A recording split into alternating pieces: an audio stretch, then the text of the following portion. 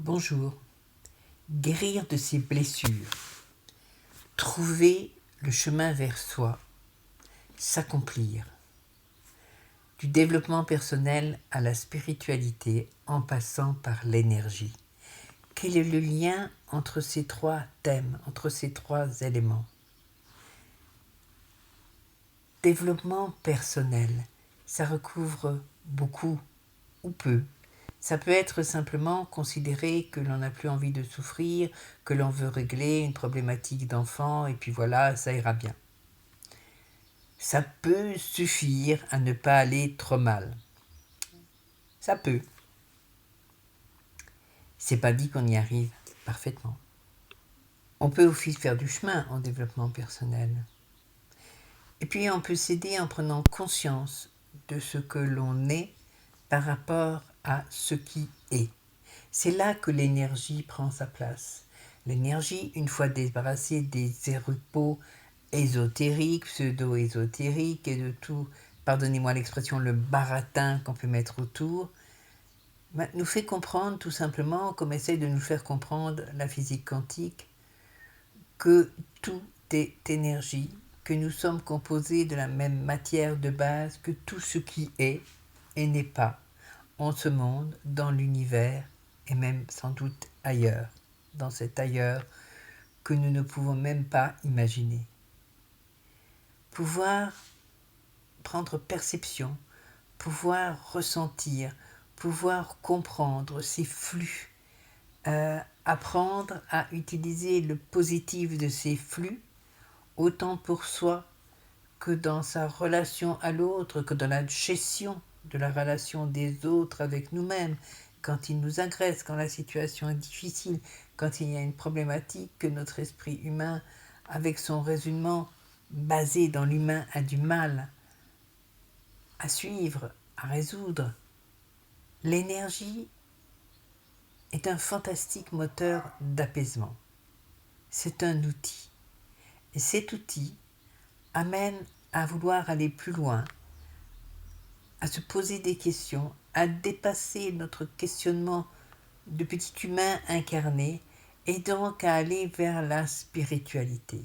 Alors la spiritualité en dehors des religions, en dehors des courants, en dehors de tout ce qu'on peut mettre toujours dessus et galvauder, la spiritualité c'est une expansion de soi-même, c'est reprendre sa place, non seulement prendre conscience, mais prendre sa place dans tout ce qui est. La spiritualité, c'est une magnifique ouverture à soi, à l'autre, au monde, parce que c'est le chemin de l'apaisement, c'est le chemin de l'accomplissement. Alors, comment faire ce lien? C'est ce que je vous propose dans ces rencontres que je mets en place en ce moment. Il y a moi, il y a Florian qui est un ami qui a fait ce chemin aussi, qui continue dans ce chemin et avec qui nous travaillons à vous proposer ces rencontres pour vous permettre de comprendre, d'appréhender le fait que votre problématique et tout ce qui vous a fait souffrir peut être regardé. C'est une vallée qu'on peut regarder d'une autre colline et que l'énergie peut vous permettre d'aller regarder ces choses d'une autre manière, avec une lampe éclairante qui n'est pas blessante, qui vous permet de soigner, qui vous permet de comprendre, d'interpréter dans le sens juste du terme, qui vous permet de prendre du recul. Et nous souhaiterions vous amener également vers la compréhension de ce qu'est la spiritualité, de cette paix profonde qu'elle amène, et je le répète, en dehors de tout dogme, en dehors de toute religion, la spiritualité est une affaire personnelle, totalement personnelle. C'est une rencontre de soi à soi, et c'est un positionnement de soi dans ce qui nous entoure. J'ai toujours, c'est la goutte d'eau qui prend sa place dans l'océan, qui prend conscience de ce qu'elle est, une goutte d'eau. C'est rien, une goutte d'eau. Mais en même temps, elle est indispensable à l'océan, parce que s'il n'y avait pas de goutte d'eau, il n'y aurait pas d'océan.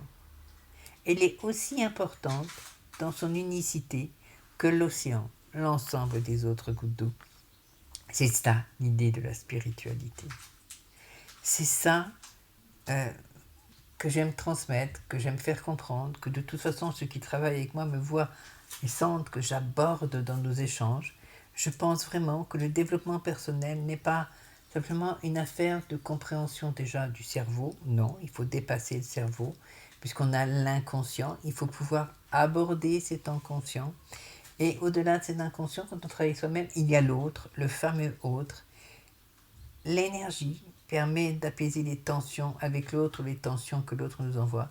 La spiritualité nous permet un autre regard vers l'autre, nous permet de nous extraire totalement de la pression de l'autre, nous permet d'en faire notre égal et d'en être son égal, et de se sentir enfin en paix avec soi, avec le monde. En paix, en harmonie, et le mot harmonie est essentiel, et je crois qu'une vie dans laquelle on peut trouver l'harmonie est une vie pleinement réussie, et que sans l'harmonie, il lui manquera toujours quelque chose. Vous pouvez devenir le plus grand génie que vous ayez envie d'être, le plus grand artiste que vous ayez envie d'être, la personne en apparence la plus heureuse que vous ayez envie d'être, ayant rencontré quelqu'un avec qui elle partage d'excellents moments, avec pour qui son pain en bas, etc. Si vous n'avez pas atteint l'harmonie, il y aura toujours ce petit déséquilibre qui fait que vous ne toucherez pas la plénitude. Je crois profondément que l'humain est fait pour rejoindre la plénitude. Et que ce chemin de développement personnel aide de l'énergie pour traverser le pont du développement personnel à la spiritualité. Amène à la plénitude. Voilà. Je vous laisse le lien du blog. Vous y trouverez petit à petit tous les séminaires, toutes les rencontres qui se mettent en place avec la page des explications, avec des textes plus courts qui introduisent ces webinaires. Je vous dis à bientôt. Je suis en attente de vos commentaires, de vos retours, parce qu'ils enrichissent nos échanges, ils nous enrichissent tous, et je vous en remercie. Plein de lumière. Au revoir.